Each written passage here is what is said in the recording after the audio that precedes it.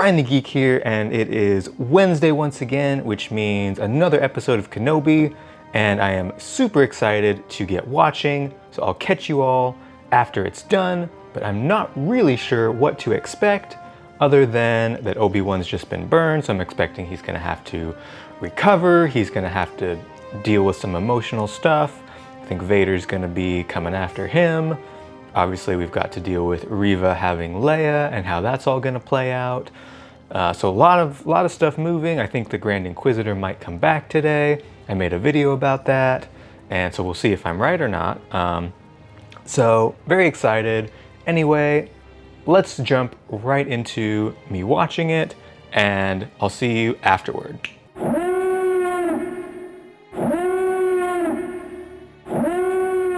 Alright, so I just finished watching episode 4 of Kenobi, and holy moly, what a banger of an episode. Gotta say right off the bat that there are spoilers in here for not only Kenobi episode 4, but also some major spoilers for Jedi Fallen Order. If somehow you haven't played it yet, I only just played it within the last couple months for the first time, so there may be some of you out there watching this who have not played it, but you definitely are going to want to, especially after seeing this episode. But there will be spoilers for it, so heads up on that. But the episode starts with Obi-Wan in the aftermath of his duel with Vader, really burned, really beat up, having flashbacks. I love the way they filmed it, really that disoriented, going in and out of focus, mixed in with little flashbacks, mixed in when Obi-Wan got into the bacta tank, they had some shots of Obi-Wan in the bacta tank, mixed with Vader in the bacta tank, and it was a really cool kind of parallel experiences. Then Obi-Wan pops out of the bacta tank when he wakes up and is like, "Where's Leia?" And it's revealed that Leia has gone to Fortress Inquisitorious, which is where the big spoilers with Fallen Order come in, because the final act of Jedi Fallen Order took place on Fortress Inquisitorious, and so it was amazing to see in live action. Like, I got all the crazy feels. It was like, holy freaking moly. Obi-Wan got in pretty much the same way that Cal did 5 years previously, because Fallen Order takes place 5 years prior to Kenobi. It was perfect, it was fantastic.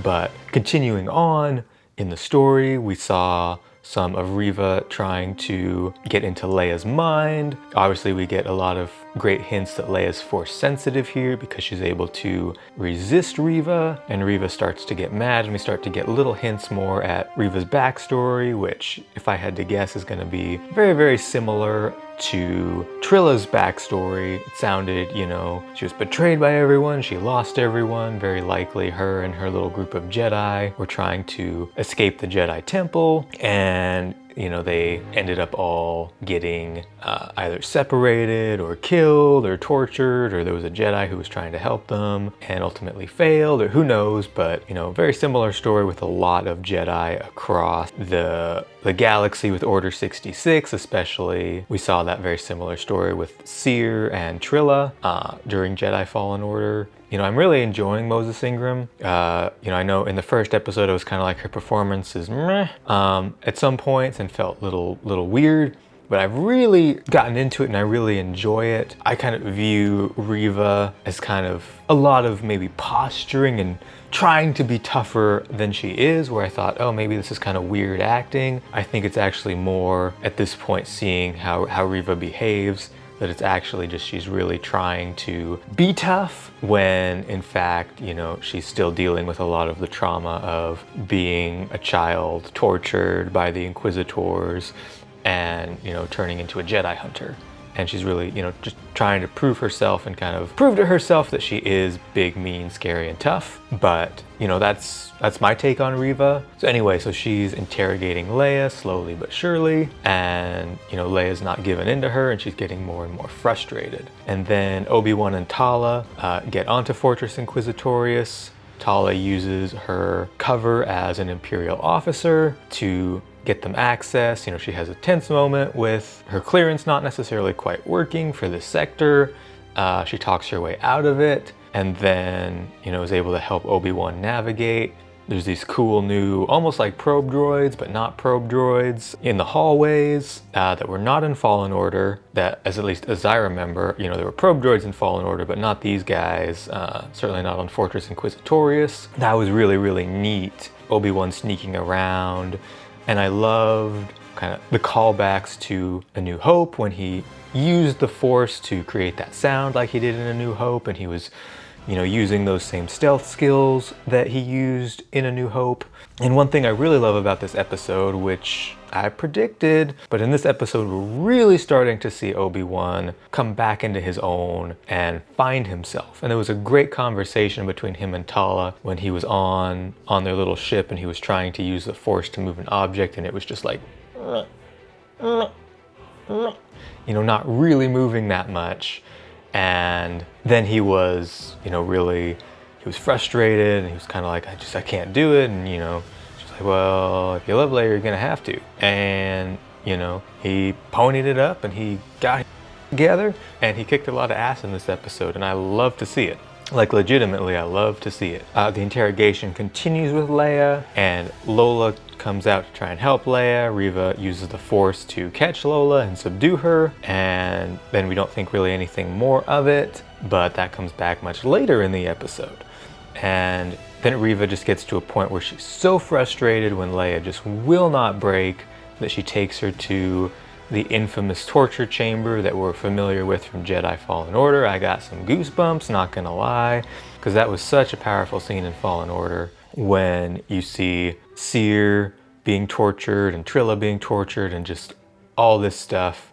You see kind of how the Inquisitors are made, same torture chamber, and you're like, oh boy, this is getting real. And at the same time, Obi-Wan's sneaking around, and he finds this really, really creepy chamber that has all these dead Jedi and Force sensitives preserved, and I guess what's kind of like a formaldehyde type thing, just like floating in these big tanks. Super creepy, loved it.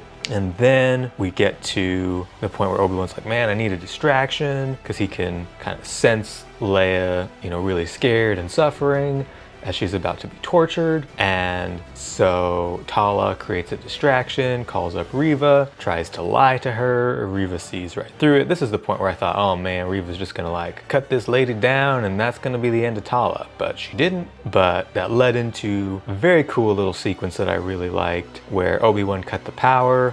And we had a very similar sequence to what we saw with Ahsoka the first time she was introduced in Mando, where it's all dark and then Obi-Wan ignites the lightsaber and cuts down a stormtrooper, turns off the lightsaber, it's all dark. The other guy's like, oh no, no. Obi-Wan ignites the saber, you know, cuts down the trooper. Loved that moment, that was super cool. Obi-Wan frees Leia, they sneak around. You know, Tala almost has talked her way out of stuff. Then Reva's like, I'm gonna take you to the interrogation chamber. Then boom, off goes the alarm, that wonderful Imperial alarm that we love so much, that plays in my spoiler warning at the very beginning of these episodes. So then Reva's like, all right, I know what's up.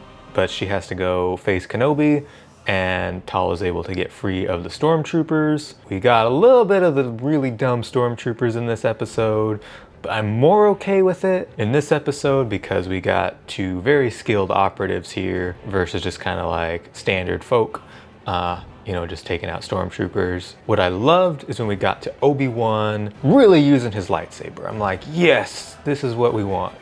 I don't see how kind of the whiny fanboys can hate on this episode. I'm sure they will, but we got to see Obi-Wan kicking ass, and that's what we all want to see.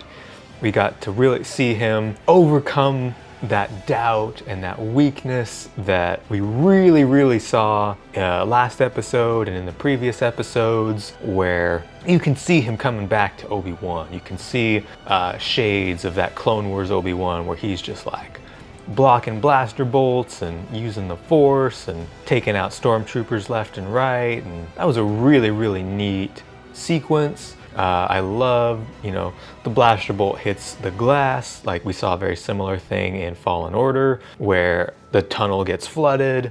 I thought that was really cool. They Really might want to work on that design at Fortress Inquisitorious and make some stronger glass there. But yeah, it was just super cool to see Obi-Wan fighting and blocking and dodging, and it felt very, very reminiscent of the fighting style that you have in Fallen Order. You know, it felt very similar to Cal, the way that he would block a bunch of blaster bolts and hit stormtroopers and then go in and slice them up. Yeah, I loved it. Like, honestly, I really, this action, it was like, yes, this is what I want. It didn't bring about necessarily quite the same intensity and fear that I got last episode with Vader, but it was so fun to watch, so fun to watch. But they get to the hangar and, you know, Reva and everybody blocks them. It looks like they're gonna die. Then a couple of snow speeders show up, which I thought was actually really interesting, because I'm presuming that they probably, I guess they'd be air speeders, not snow speeders, because the snow speeders were modified air speeders. Really cool to see them, because we haven't seen them really except in Empire Strikes Back and then some of the video games and stuff like that. So it was cool to see them fly in, bust up the hangar. And I love that, you know, Reva was actually like blocking their bolts and was able to like stand against freaking snow speeders. And then Obi-Wan, Leia, and Tala were able to hop in the back of the one snow speeder or air speeder, whatever you want to call it. And then Reva uses the Force to knock out the one other snow speeder. I didn't really feel like the big emotional weight of that dude dying because we saw him for like 30 seconds, but you know, that's totally fine. I think they tried to make that moment a little bigger than maybe it was. I don't know if maybe they cut out some scenes with him at the beginning of the episode for pacing, but yeah, just that moment didn't like land as like, oh, it's so sad he's dead. I think it would have hit much bigger if like Tala had died or something like that. But then they get back to their ship, and on Fortress Inquisitorious, Vader busts in and he's pissed. He's gonna kill Reva. Reva reveals that she's put a tracker on the ship, which at the time puzzled me because I was like, but you didn't see her like throw a tracker onto the snow speeder. I don't understand.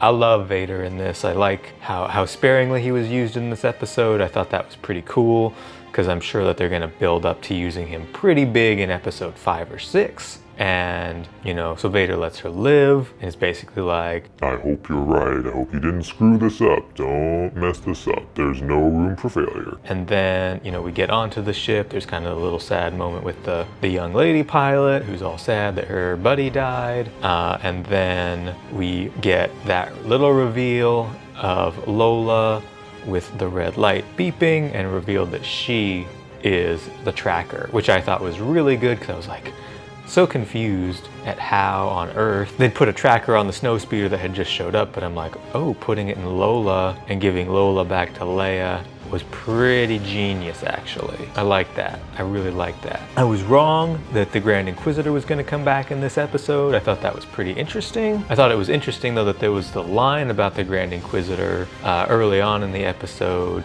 with Tala, and that the Imperial officer wasn't like, but the Grand Inquisitor is dead. So I don't know if that meant, you know, kind of that Reva was now the Grand Inquisitor, or if the other Imperials know that the Grand Inquisitor is alive, but Vader's kind of keeping him in his back pocket and not revealing it to Reva. I still think there's a good chance he's coming back in episode 5 or 6. I would be greatly puzzled if he doesn't. And then my whole video of how the Grand Inquisitor is alive, that you can also check out on my channel, is gonna be really, really awkward. Absolutely fantastic episode. Loved it, loved it, loved it. So yeah, so that's really all I gotta say on this one. This was a little bit more of a detailed breakdown than some of my previous, you know, initial reactions. Tried to do this one in a little bit more of a chronological, orderly way, so that, you know, a little more value to it.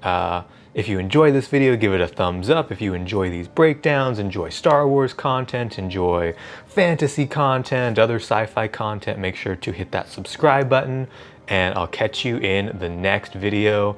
And I am so hyped for episode 5 of Kenobi. Kenobi!